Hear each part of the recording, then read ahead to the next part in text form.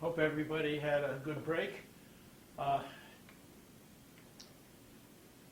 Maybe you had some time to review some of the material. Any questions on any of the material so far?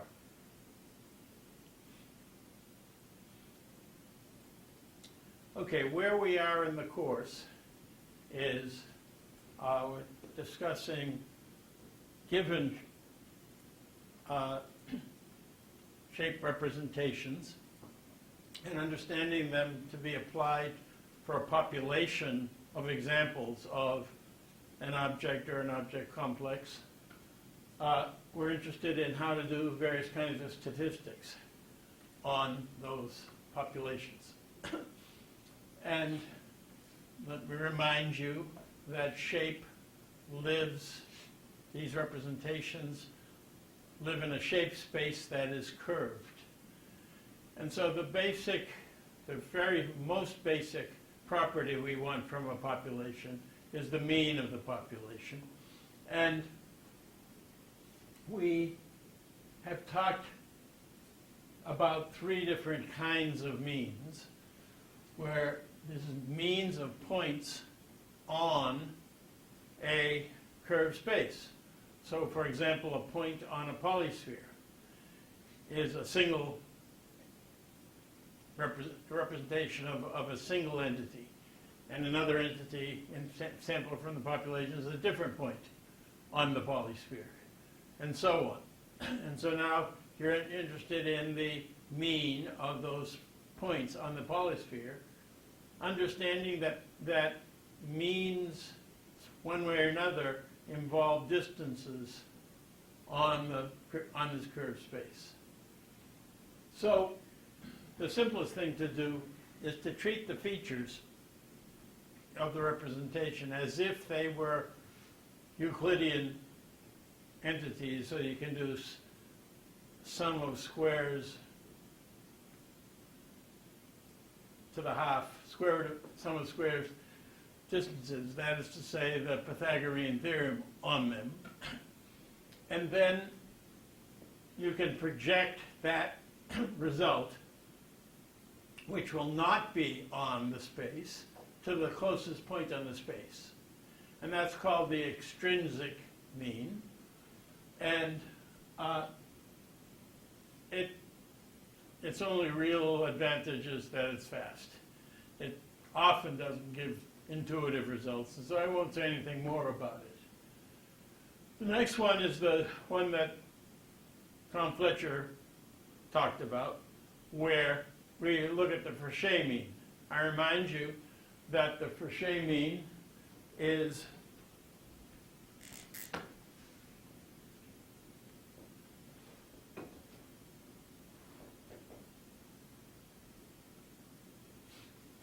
that particular point on the manifold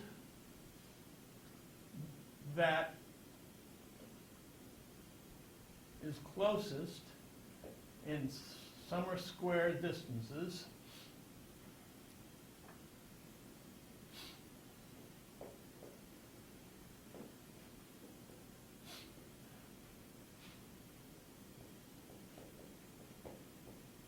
between that point and all the samples, right? So if you have for example, a simple circle, and the points are here, then we're interested in that place here, for example, such that the distances from the x to this circle squared, the distance from the x to that circle squared, and so on for these circles. The sum of the square distances is as small as possible, right?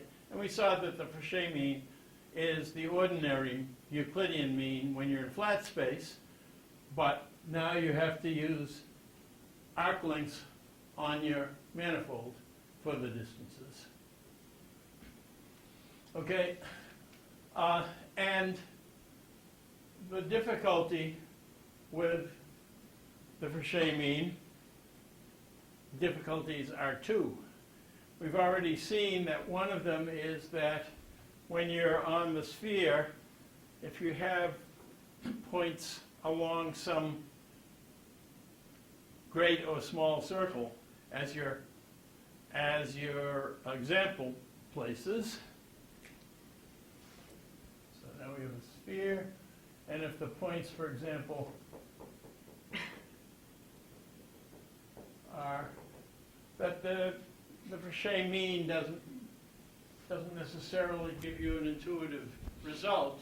It gives you a value that may not be among the data, and we saw that we can solve that problem by using PNS rather than PCA. The other problem is that sometimes our data involves outliers. And because of the squaring, outliers, so you have all this data here, and now you have some particular other piece of data that is far from all the other cases, and that because its square distance is quite far, its distance is quite far, its square is rather large, and it pulls the mean way over to the outlier. And that's not a behavior that you typically like. And so the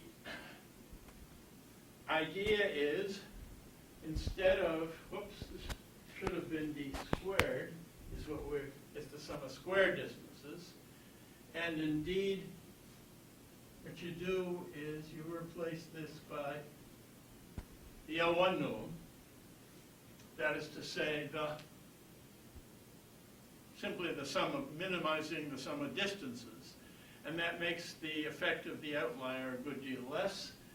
And this shows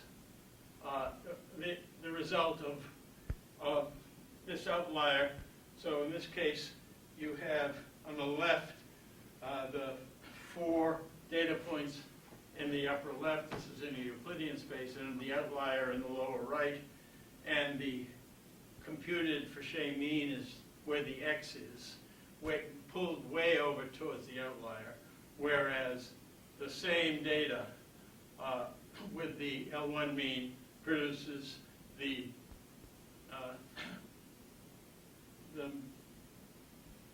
resulting closest sum of distance points that's much less affected by the outlier, is in among the main part of the data. And that's what we're trying to get. So frequently we will not use the square version, but the one with the super 1. The square version is nice because A, it gives you in a Euclidean space the ordinary everyday sum up all the cases feature by feature and divide by n mean. And it's also nice because mathematically it turns out that when you're trying to take derivatives, the derivative of the square of something is a more nicely behaved function. But this median operator is also often very effective. Questions? Okay, and we've seen the backwards mean where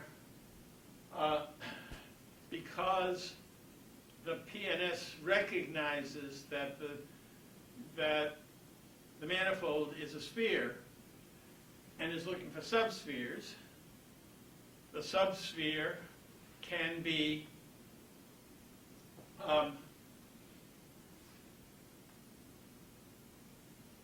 a great or a small circle, right? It's a 2-sphere. If you have a 3-sphere, then you have a 2-dimensional subsphere for the first step. And that subsphere, that 2-sphere, can be great or a small circle, if you will. At each stage, there is a decision to be made whether you choose a subsphere that is a great sphere or one that's the best fitting any sphere, which may will typically be a small sphere.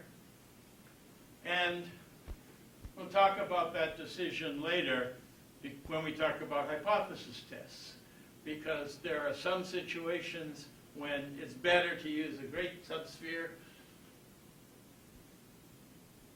at a particular step, and other situations where it's better to use a arbitrary subsphere, a small subsphere. But in this particular example that you see here, the small subsphere is the better choice, and it gives. And if you do this with the backwards mean, you get a much more intuitively correct mean. Okay, and so we will worry about this decision of great or small, but in any case, we'll not want to do Prichet, right?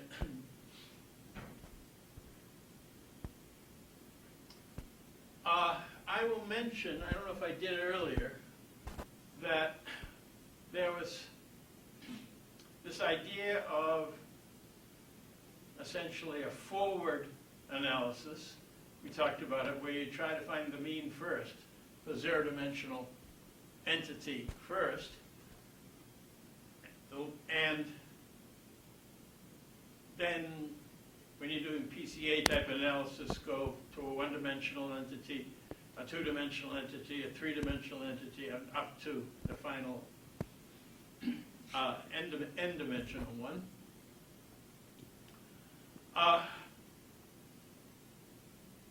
That approach, which is essentially the approach of getting the Prichet mean, here we've talked about the alternative, which is the backwards approach, where you start at the highest dimension and go down subdimension by subdimension.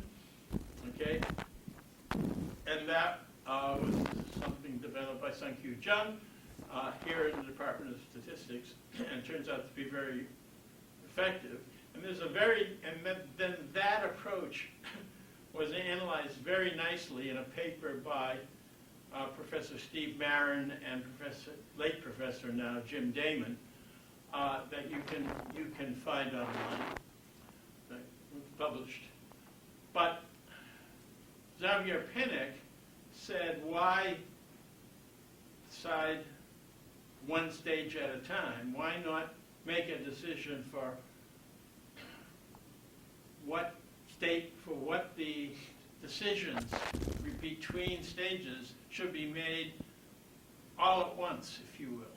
So in other words, don't decide first when you're in dimension n how to get n minus 1 and put off the decision how to go from n minus 1 to n minus 2, because the decision you made at n might be a good decision for that stage, but not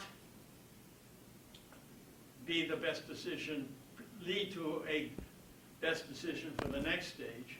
So why not make the decision together of the nth stage and the n minus 1 stage? Or for that matter, n minus 1, n minus 2, n minus 3, all the way. Why don't you make all those decisions at once? And that produces a complicated beast, a complicated piece of mathematics, but you should realize that that is at least an open possibility. But we're going to stick with the backwards mean on our polyspheres. Okay? Questions?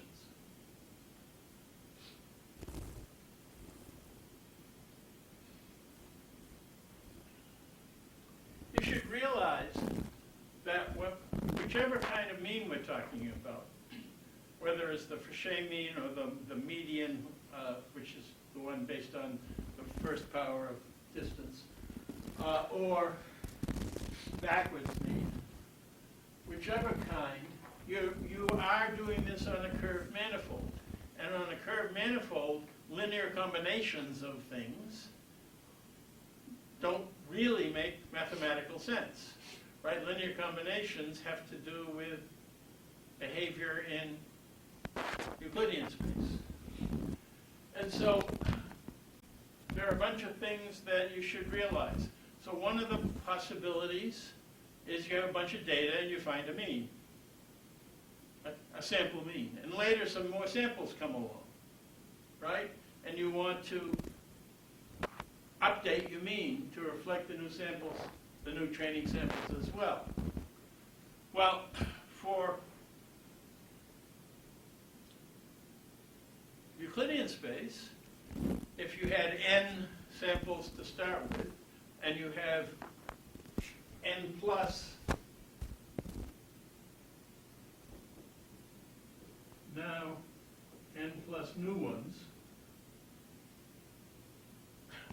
you can simply take the mean that you got from this, the mu hat, I'll call it sub n, multiply it by n, act as if it's n instances of the mean,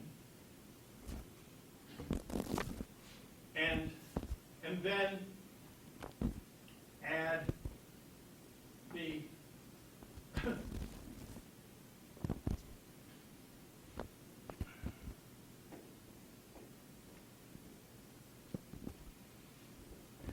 and add the sum of the new cases, I equals 1 to n plus of z sub I minus z. Well, I should say d squared of z sub I minus z, minus comma, the distance. The point is you can act as if all the original samples were at that mean, and there are n of them, and you have these n plus 1, and you can minimize this, right? It's just straight linear weighting. And but you can't do that strictly for curved manifolds, right? Because the distances of the original samples to their to a new possible z have to be taken into account in terms of their curved geodesic distances rather than their the Euclidean distances, and it depends on the fact that there's Euclidean distances. I should have written this right. This should be n times the distance squared of mu n and z.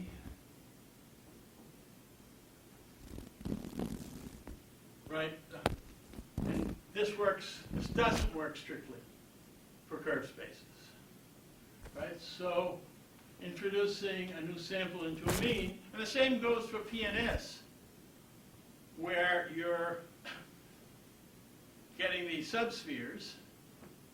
You've already computed a subsphere to go from dimension n to n minus 1, and that was done on the basis of all the points on the dimension n sphere. So we're talking about here's a 2-sphere. These are points on the 2-sphere. We have already fit a great circle to these. And now I'm going to add 2 or 3 more points, maybe here, here, and here.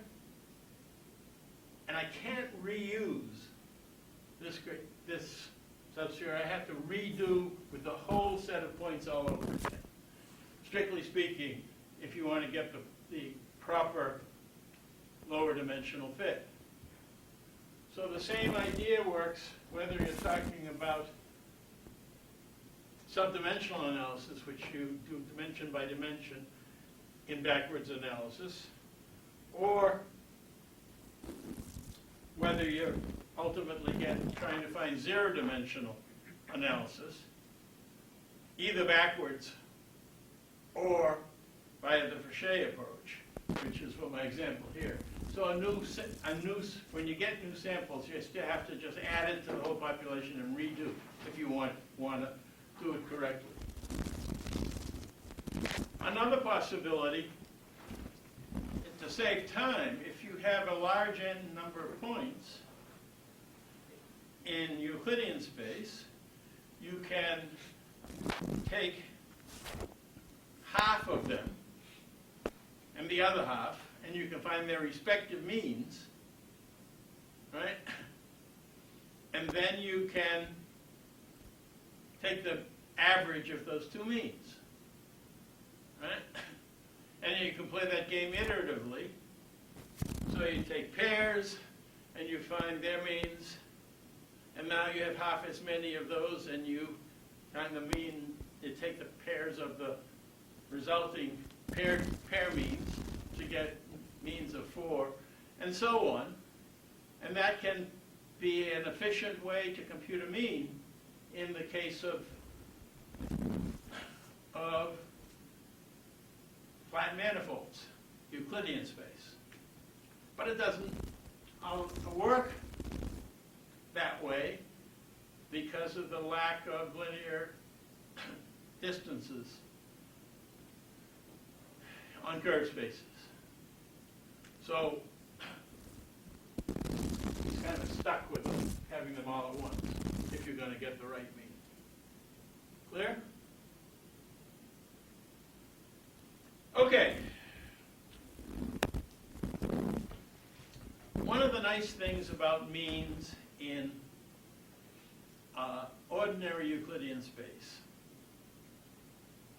is that it has been shown that as n increases, as the number of cases that you're taking the sample mean over, as it increases, I'm using capital N here for that number. As that number increases, the sample mean, that is to say the calculated mean from the capital N samples, approaches the population mean rather quickly. So that the distance of the expected variance of mu hat, which is the estimated mean, from the population mean mu,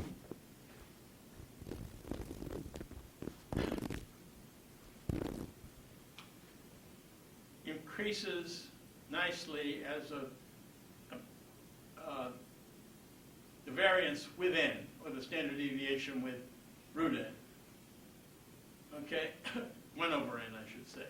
So you get rather quick convergence without too large an n. Moreover, the central limit theorem shows that not only does this variance behave nicely, but turns out to be proportional to 1 over n. The distribution, the probability distribution, approaches a Gaussian. And that is true no matter what the original distribution was. Kind of a wild thing. You expect the original probability distribution on your population, if it were uniform, the limiting error distribution would be Gaussian. If it were triangular, it would be Gaussian. It doesn't matter, essentially, what the probability distribution is of the original data, you would get a Gaussian. Okay? That's great. So, another way of putting it is, if I gave you a sample of capital N, I get a sample mean. I get a completely new sample of capital N. I get another mean. I do another sample of capital N. I get a third mean. Those sample means, independent really of what the distribution of the original data was, will be a Gaussian whose mean is the population mean. Okay? Very nice. But this was all for data in Euclidean space, and actually shapes don't live in Euclidean space. They live on curve spaces. So, what happens? And the answer is,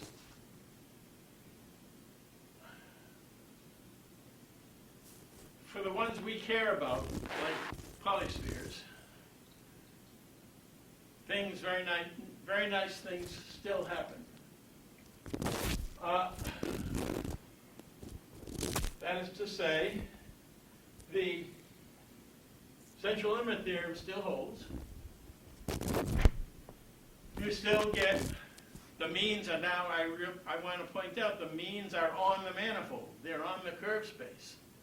And they're with respect to distances on that curve space. But it still converges with the right kind of speed, the desirable kind of speed, to the population mean. And it still converges to a Gaussian on that manifold. Although what the heck do you mean by a Gaussian on a manifold?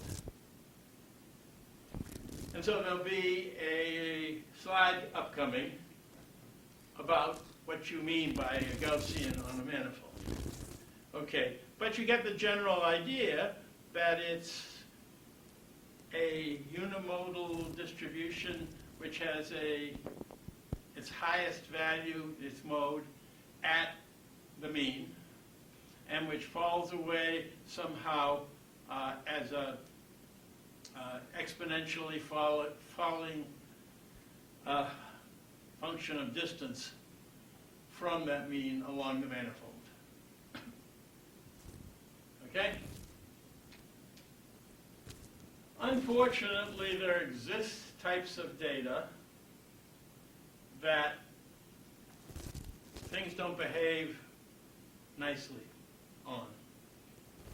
And I'm not going to get into great detail on this because our shape spaces that we've been talking about are typically on spheres or polyspheres, and things are nice on them. But it turns out, for example, that there are some kinds of spaces called stratified spaces.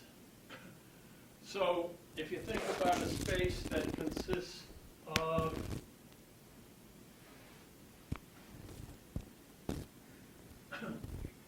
two hinged planes, okay, with a 90-degree between them,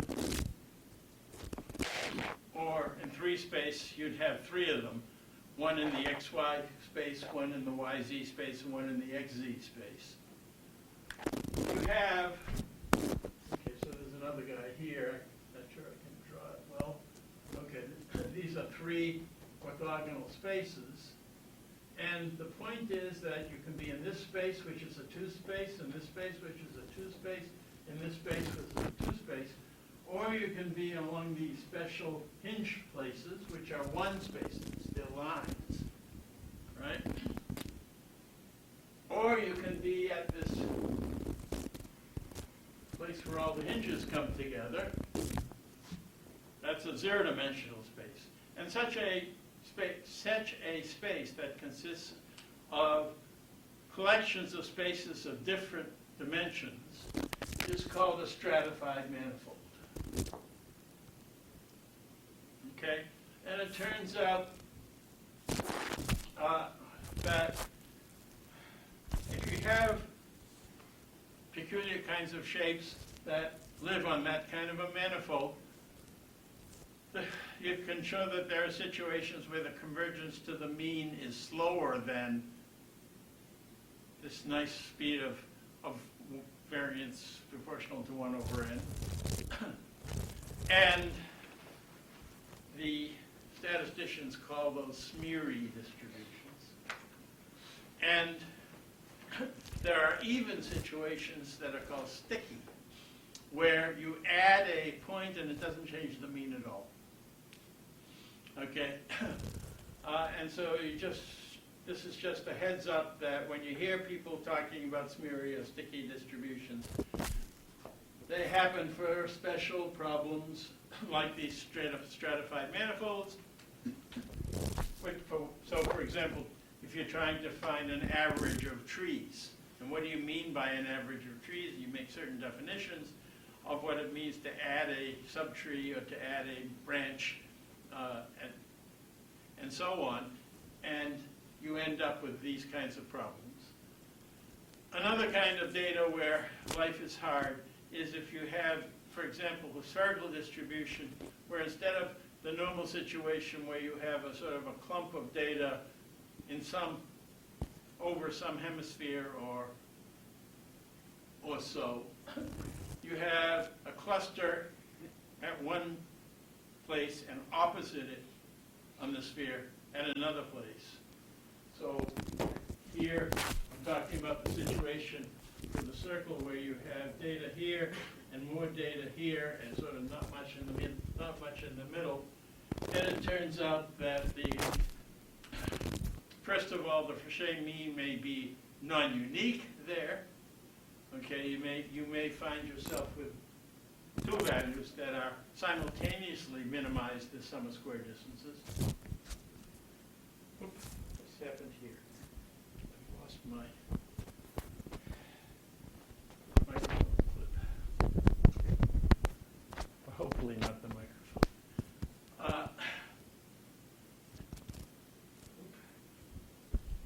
microphone is here. Still clipped on. Oh, that's good. So, well, what do we do here?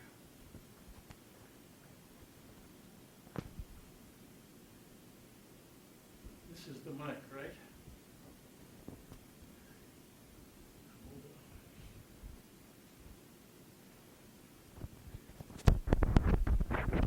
I don't know how to clip this on. Do you know how to clip it on?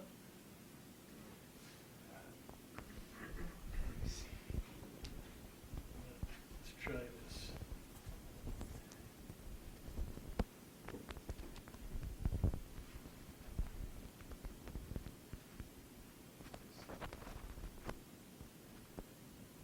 I just pushed it back in there.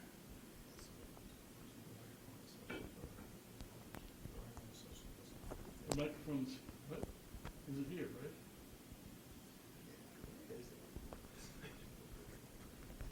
You better be hearing me. But would you check that the mic is active right now as I speak? Yeah, I can check.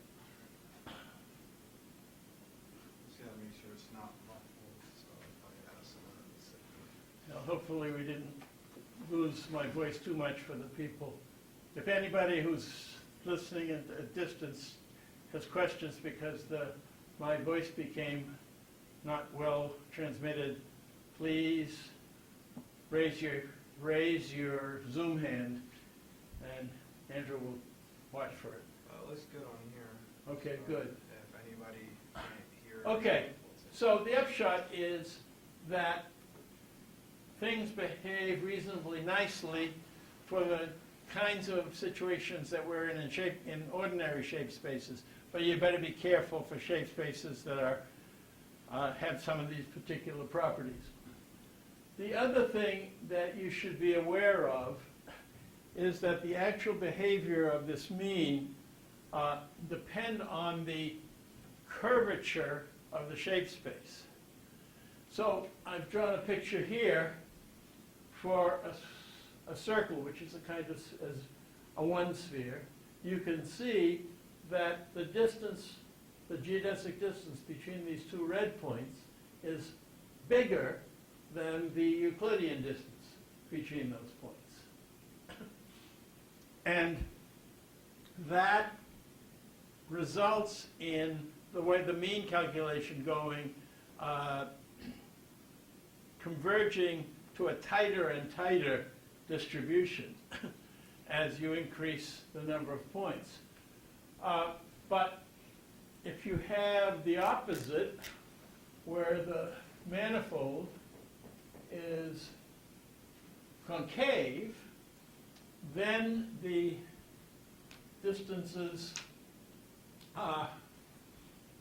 the geodesic distances, I haven't got it right. It's not a matter of concave, it's a matter of hyperbolic.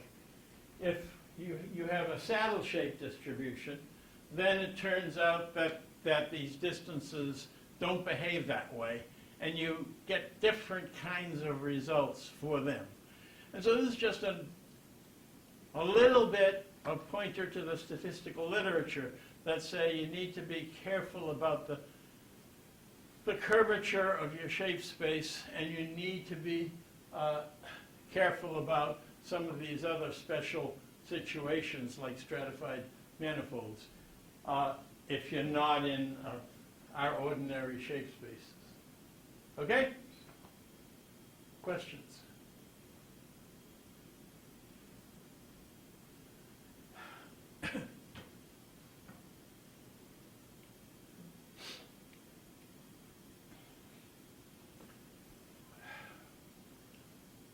The shape representation, the features for shapes are typically highly correlated. We've talked about that. What that means is, for example, if you have, now I'm not on the shape manifold, I'm talking about the actual shape itself. So you have some sort of an object, and you have, for example, a normal at this point, and that direction is some feature or pair of features, and you have another one nearby. These guys tend to be reasonably smooth, which means that if it bends a certain way here, the orientation here is going to be related, right? There's going to be a correlation between those two normals. And so you have typically many, many features, so it's high-dimensional space, the representation. And among them, the features are typically highly correlated. On top of that, getting samples is frequently very costly. Okay, in the medical area, you need ground truth. And that means some kind of segmentation, and that means some expert has to do that, and experts are busy, in the case of medicine, taking care of patients and getting them to produce good data is expensive. And in other scientific areas, again, getting the base measurements to do training is very hard or very expensive. And so the result is that you end up with relatively small numbers of samples, where n is the number of samples. I used big N for it before, I'm using little n here. Sorry for the lack of consistency. But realize that although the dimensionality in the sense of the total number of features D is large, the number of ways in which the shape varies over the population may be inherently small. It may be that all that happens is it can bend that way, right? And it can do, by some amount, and it can do so at this end or in this end. Maybe you have a 10 or a 20-dimensional space of actual underlying variation of the object, even though you're measuring it with 300 dimensions, with D equals 300. And so we need to distinguish the dimension of the data from the inherent dimension of the variation of the objects in the space. The noise comes from each feature. So the noise is D-dimensional, but the signal is way, way smaller dimensional. Right?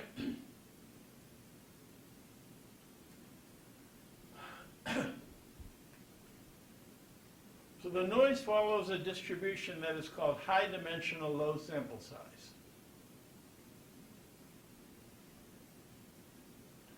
And it turns out that the probability distributions for high dimensional low sample size situations, which apply to our noise, are peculiar. They're not what we're used to. And so we need to understand them. In high dimensions, so let's consider a, 1,000-dimensional space with, here is a point in the center, and you take a little sphere around that, a 1,000-dimensional sphere around that point, and consider that to the size of a sphere which is twice the radius. And the second sphere has a volume that is 2 to the 1,000th cubed, as big as the one of dimension r. It's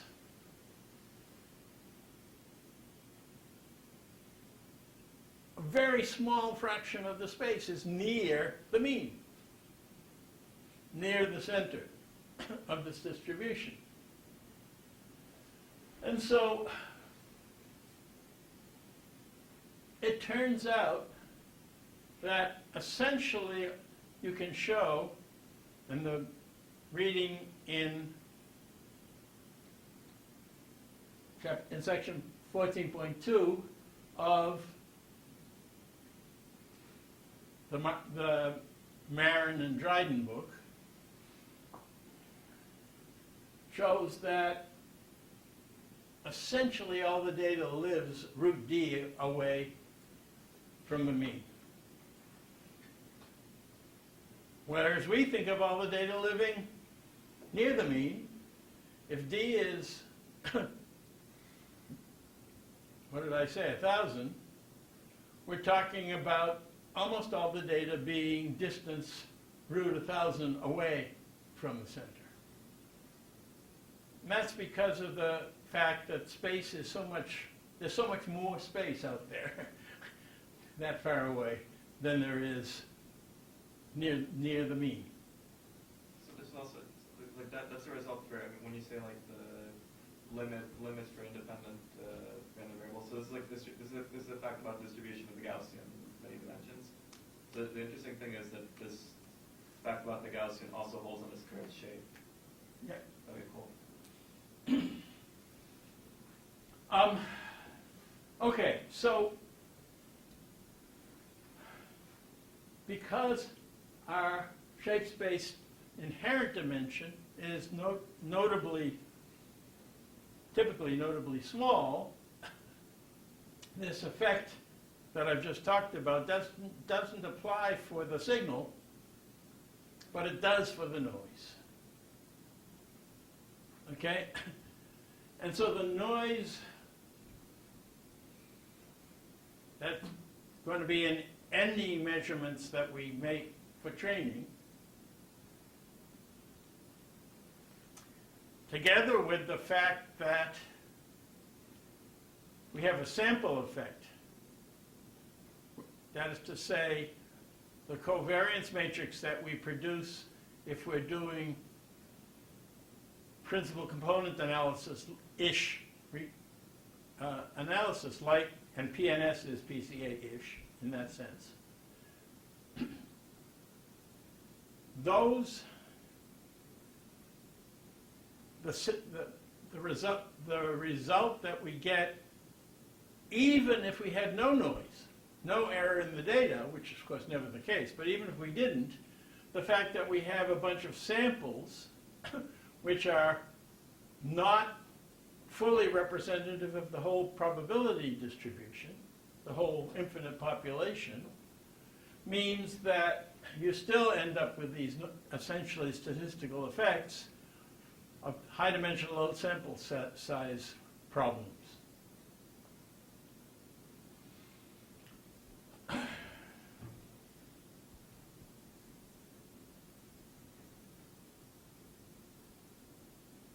Okay, so we've been talking about means, and we've been talking about, but barely about PCA-ish kinds of things, and that's analysis of covariance and the resulting modes of variation that we get from it, together with the eigenvalues.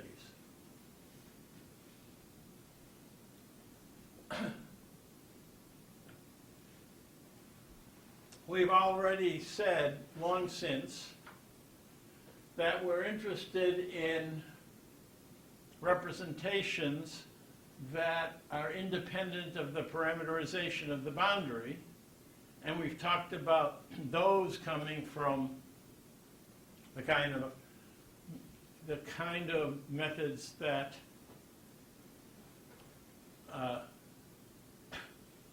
Anuj Srivastava and Kurtek used, but also from these methods that we've developed that try to make things fit the data in a standard geometry reflecting way from a fixed starting point, such as the ellipsoid. And so we have these kinds of things, and it's been shown that those things live on curved manifolds, right? So we must deal with the fact that we have to do statistics on curved manifolds if we're going to have reasonable correspondence.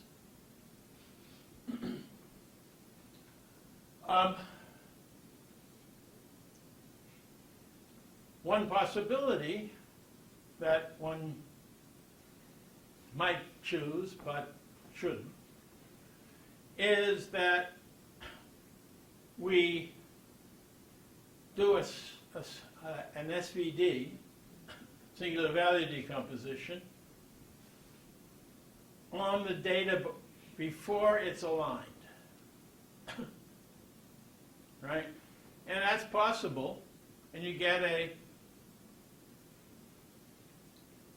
covariance-like matrix that you can do singular value decomposition on. But you do better if you pre-center the data. You align it so all its centers, all the objects have the same center, or else you use features that don't depend on alignment, like we talked about using the fitted frames.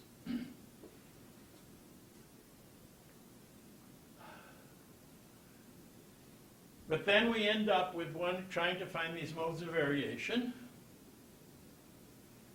which are got by minimizer of distances to subspaces, like PNS does.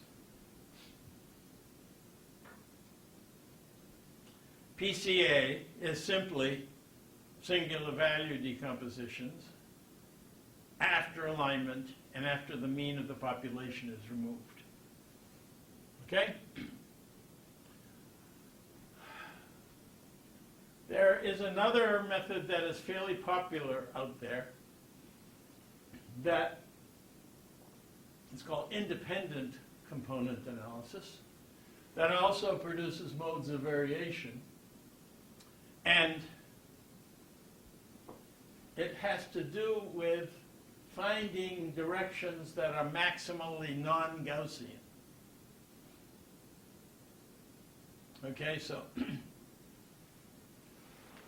and I'm not going to go into them, except it seems to have been found intuitively that when you're looking for things that describe causality, what causes one kind of shape change, for example, ICA does that pretty well. But unfortunately, that's an explanation that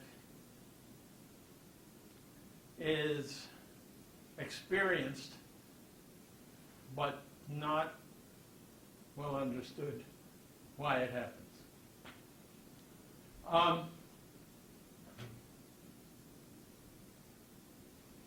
Another direction that okay, so enough said about ICA. It exists.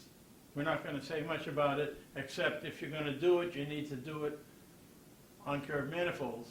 If you're going to do it on shapes, you need to do it on curved manifolds. The other thing to talk about is that in shape space, we often have classification problems. That is, questions we're asking to decide between two classes. And so we have these are points on a curved manifold. And in class 1, and these are points on the curved manifold for class 2. And we're interested in finding a best separating direction between those two sets of points. But now realize that that separating direction is a geodesic on the curve space. Right?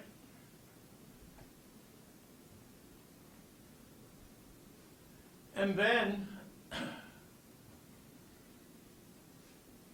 and we'll talk about what appears to be the best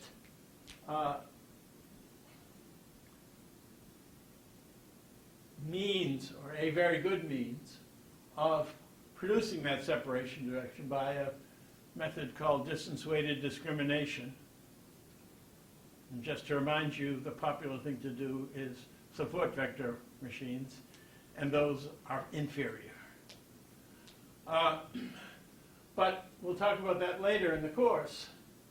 But the point is that if you look at the picture in the lower right, you get this separating direction, and along it, a point with in Euclidean space, a plane orthogonal to the separating direction, or a hyperplane if you're in n dimensions, of dimension n minus 1, such that you're going to then make your decision for a new point. If it's on this side of that plane, you're going to be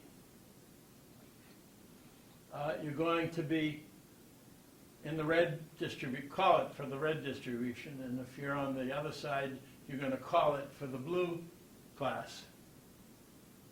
You're going to do your classification that way.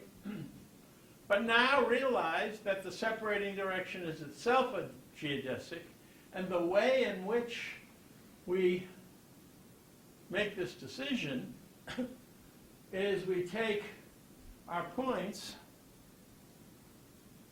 and we project them onto the separating direction.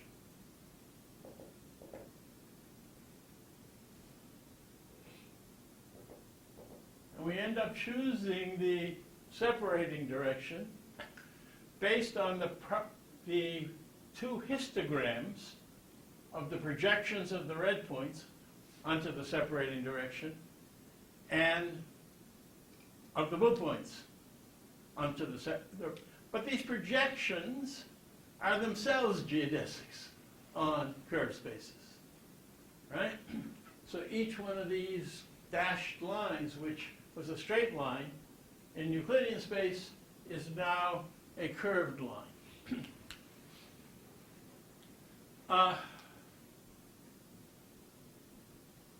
One of the bullets here says that the separating direction can come from DWD. Sometimes, if you just take the two means, the blue mean and the red mean, and simply take the vector between those two, But that can be an interesting separating direction. But again, realize that each of these means is a mean on a curve space, and the vector between them is a geodesic between those 2 points on the curve space.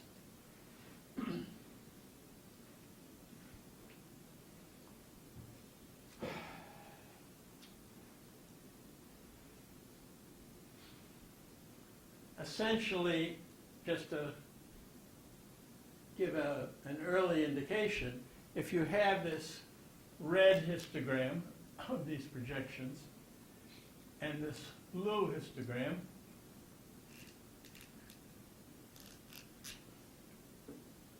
I made it black, sorry, it should have been blue.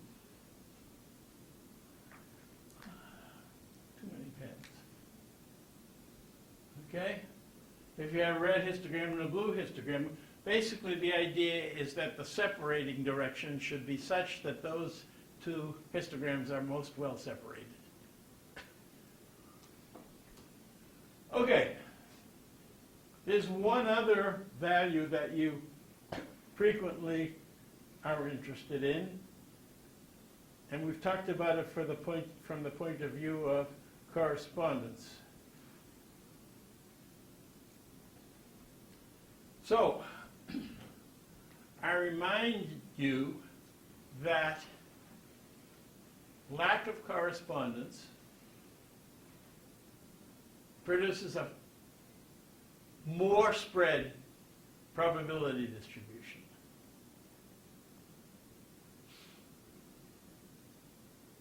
And so there's this work that I already told you about from Cates and Whitaker on the one hand, and from Taylor, Coots, and others in the Manchester lab, that basically say you want the tightest distribution, which is the minimum entropy probability distribution.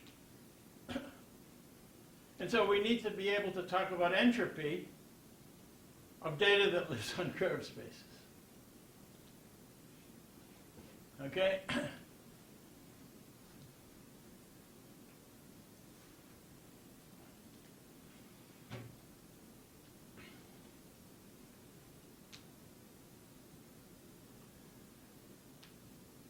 Let's take the assumption that the data in this curve space is, well, let's talk about flat space first, that it is a unimodal distribution reasonably represented by a high-dimensional Gaussian. High-dimensional Gaussian has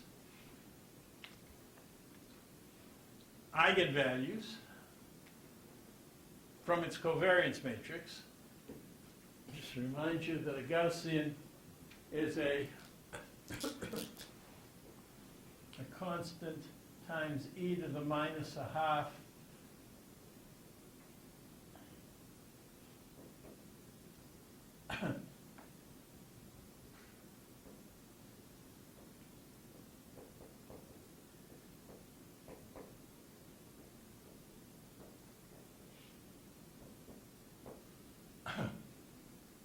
that's a Gaussian. And that sigma thing is the covariance matrix of the Gaussian that has eigenvalues lambda sub I, which are the principal variances. Right? And it has eigenvectors, which are the principal directions of the Gaussian. It turns out that for a Gaussian, of dimension d, so this guy is a d by d covariance matrix, the entropy is given by the formula that's given there on the screen. And it's a constant, 1 plus the log of 2 pi, plus the average of the logs of the eigenvalues. Okay? So what you're trying to do is to get small eigenvalues. small principal radii.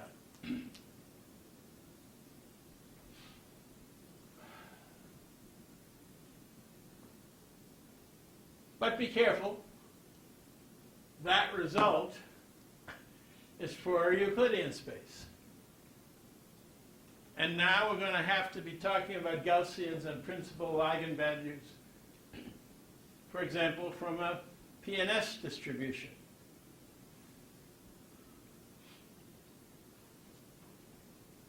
But also be careful that when we have a small sample,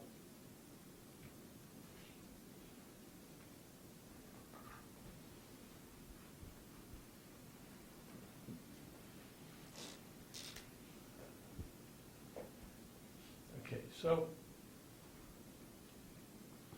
we have n by n,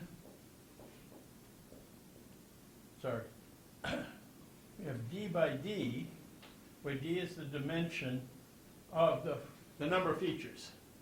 We have a d by d covariance matrix, and we have only n samples where let's assume that n is less than d.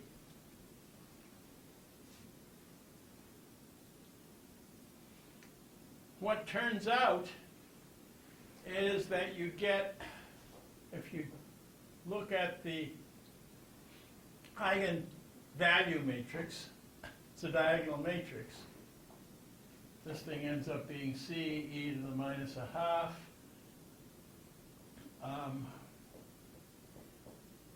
z hat minus mu. Now, let me call it, z rotated minus mu rotated transpose lambda inverse z rotated minus mu rotated. This guy's diagonal. And the lambdas that you get out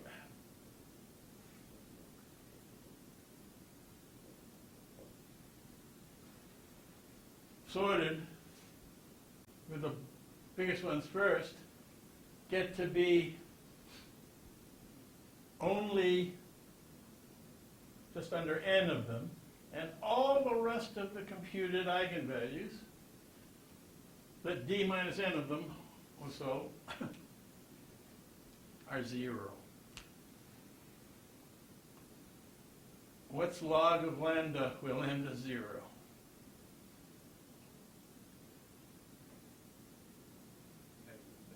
Yeah, it's negative infinity. Right? And so you get serious need to not take the average over those really small eigenvalues. Well, that's not really what happens.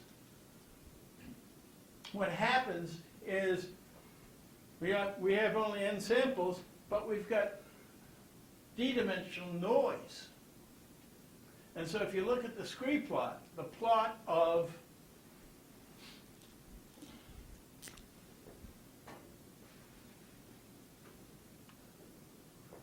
lambda I versus index I, what you get is something that looks like that. It doesn't go to 0, but it goes to very small. But these very small guys are all about noise.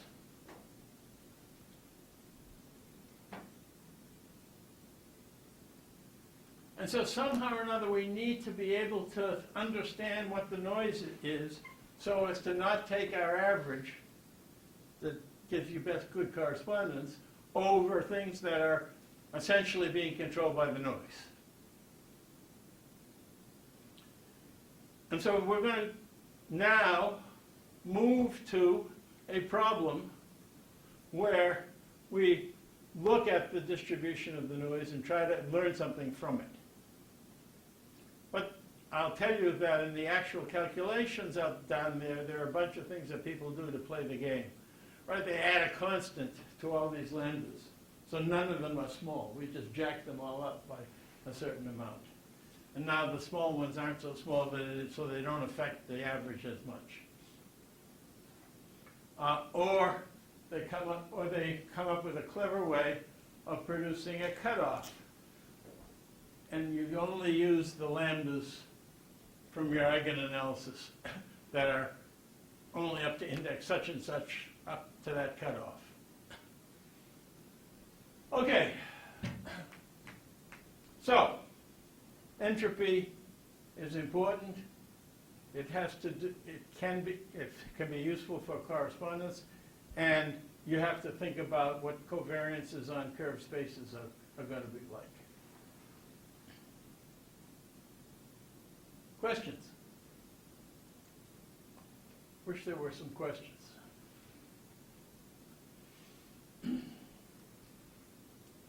Okay. So, now we're going to talk about modes of variation on curved spaces. Well, we already started talking about that. And so, you end up with these high-dimensional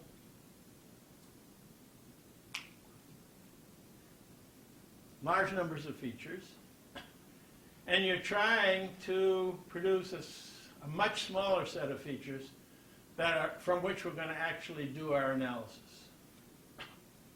That's what PCA really is about. It's about dimensionality reduction. How do you produce these cutoffs and only use the features along the eigenmodes associated with the significant eigenvalues?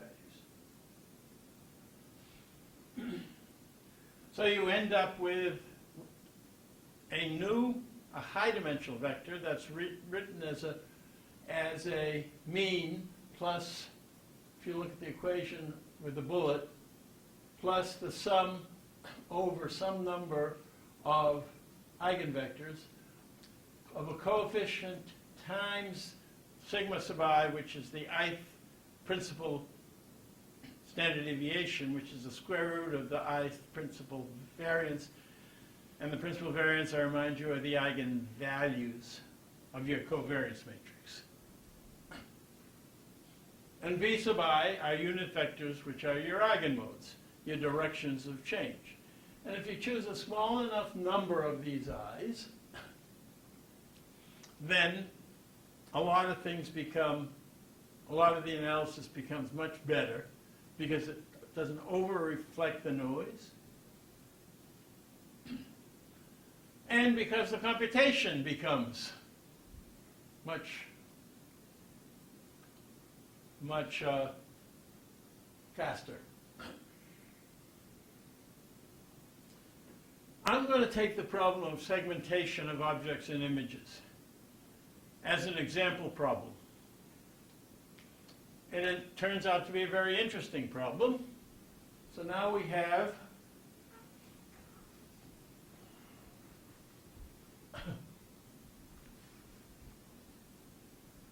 an ordinary image, grayscale image, in 2D or in 3D. I'll draw it on the board as if it was in 2D. And so it has, let's say, a whole lot of variation of intensity here. And you have some place in the object where the intensities, at least near the boundaries, let's say, are darkish, and outside they're lightish. You have contrast at the boundaries, right?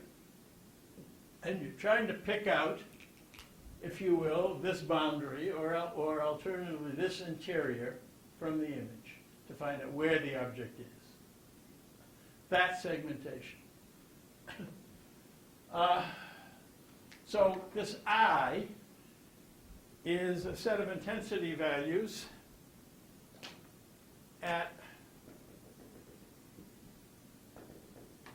a grid of pixels, or in 3D, a grid of voxels. Right? So it's a rather large tuple. Right, it may be 500 512 by 512, or 1024 by 1024, or for, you know, the kind of images we get of the real world, easy 2K by 2K or 4K by 4K. And that number in 3 dimensions, not 2. So there's this I underlying thing is this tuple of intensities. Big, long tuple. And what we're trying to do in segmentation, as we write by the bullet, is to find the most probable. What you're trying to do is to find the most probable geometry given the image information. Right? That's called posterior optimization. This is the posterior probability, the probability of getting the shape given the image. But if you apply Bayes' rule to that, P of z given I is P of I given z, the likelihood, that's P of z divided by P of I. And P of I is not a function of z, the probability. So you can throw that away. It's just constant with vector z. And thus you're trying to find the z that maximizes this product. Right? P of I given z plus times P of z. But if we're doing eigenanalysis, P of z comes from something with a mean z and eigenmodes v sub I and principal standard deviation sigma sub I, square roots of the eigenvalues. And so we end up trying to optimize the P of z term, ends up being involving the C sub i's. Everything else is fixed, right? You're trying to find the C sub i's that minimize this product of 2 probabilities, right? And so obviously the smaller number of C sub i's you have to solve for, the better.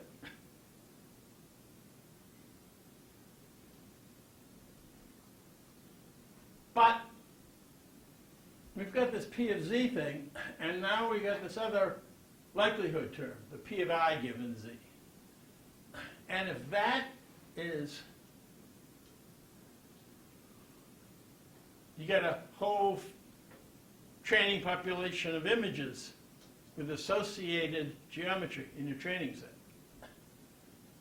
And if you can write those images in some appropriate representation, which has its own eigenanalysis, where the rho sub i's are the principal standard deviations of the image intensity statistics, and the W sub I are its eigenmodes, then it turns out that what you end up wanting to solve, whoop, I've got a leftover typo, let me fix it.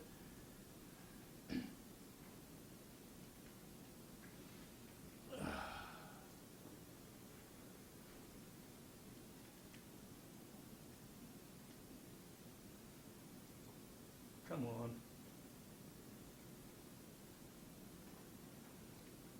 All right.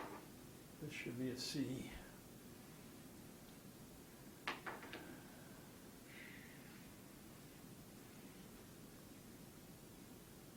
Okay, it turns out that this J is going to involve the shape because of correspondence, and you'll see that in a minute. But the point is, what you end up wanting to do is to find the smallest value over all C of the sum of the di squareds, damn it. I went and fixed this slide and I didn't fix it well enough. Let me do it once, fix it. This is a D. How did I head like this? It turns out that the problem turns out to be minimizing the sum of the CI squareds plus the sum of the DI squareds